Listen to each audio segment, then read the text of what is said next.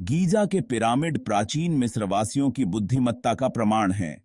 ये विशाल संरचनाएं सदियों से दुनिया को मोहित कर रही हैं। गीजा का महान पिरामिड सबसे प्रभावशाली है। इसमें 13 लाख पत्थर के ब्लॉक हैं। इन ब्लॉकों को खदानों से निकाला गया और सटीकता से रखा गया। ये कारनामे कैसे संभव हुए, इस सवाल ने इतिहासकारों को हैरान किया है। पिरामिड शक्ति और स्थापत्य कौशल के प्रतीक थे।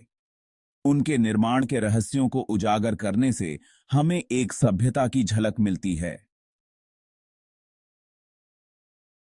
पिरामिड्सों का निर्माण कैसे हुआ, इसे अंडरस्टूडने के लिए वर्षों से कई सिद्धांत सामने आए हैं।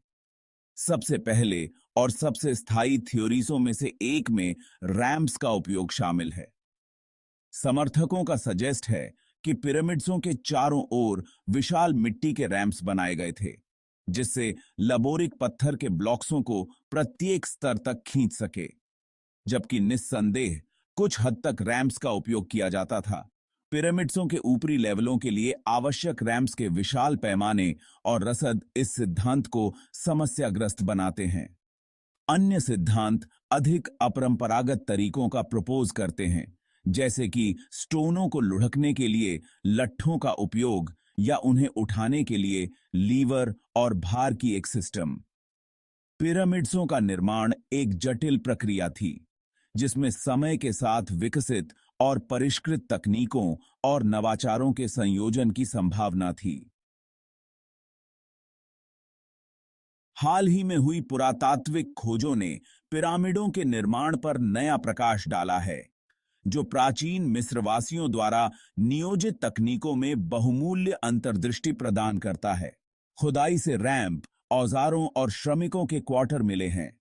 हतनब में खदान रैंप की खोज महत्वपूर्ण थी। यह रैंप बड़े पत्थरों को ढोने के लिए एक प्रणाली का सुझाव देता है। ये खोजें पिरामिड निर्माण प्रक्रिया की विस्तृत तस्वीर पेश करती हैं। भाग 4, रैंप्स और लीवर इंजीनियरिंग के रहस्यों को उजागर करना। हतनब में खदान रैंप्स की खोज इस सिद्धांत का समर्थन करती है कि रैंप्स का उपयोग स्टोनों को लंबी दूरी तक ले जाने और उन्हें महत्वपूर्ण ऊंचाइयों तक ले जाने के लिए किया जाता था। ये रैंप्स संभवतः विभिन्न प्रकार की सामग्रियों से बने थे, जिनमें मिट्टी, मलबा और मडब्रिक शामिल हैं। स्टोनों को खड़ी करने के लिए लीवर और भार की एक प्रणाली का उपयोग किया जाता था।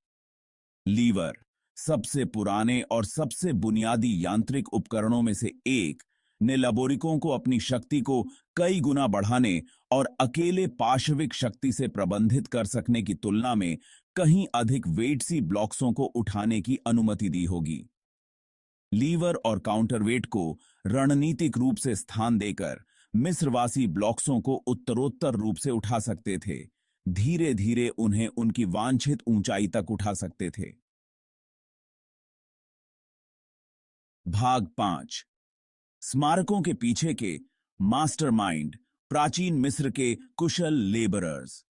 पिरामिड्सों का निर्माण एक बहुत बड़ा उपक्रम था, जिसके लिए हजारों कुशल लबोरिकों के श्रम की रिक्वायर्डता थी। आम धारणा के विपरीत ये कार्यकर्ता दास नहीं, बल्कि वेतन भोगी मजदूर थे। अक्सर किसान जो नील नदी के बाढ़ के मौसम के दौरान पिरामिड्सों पर काम करते थे, जब उनके खेत जलमग्न हो जाते थे। इन लबोरिकों को गिरोहों में संगठित किया जाता था और ओवरसियर द्वारा उनकी देखरेख की जाती थी। पिरामिड्सों के निर्माण के लिए लबोरिकों के इन विभिन्न समूहों के बीच उच्च स्तर की विशेषज्ञता और समन्वय की मांग की गई थी। भाग 6, एक स्थायी विरासत, पिरामिड और ह्यूमन इंजेन्युइटी।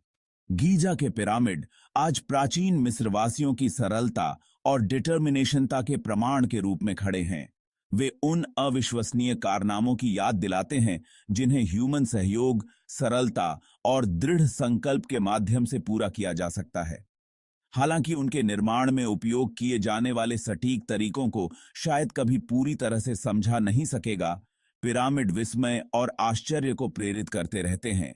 हमें उन सीमाओं को आगे बढ़ाने के लिए चुनौती देते हैं जो हम मानते हैं कि पॉसिबल है। पिरामिड्सों की विरासत उनकी भौतिक उपस्थिति से परे है। वे मानवीय महत्वाकांक्षा की शक्ति और अज्ञात के स्थायी आकर्षण की याद दिलाते हैं।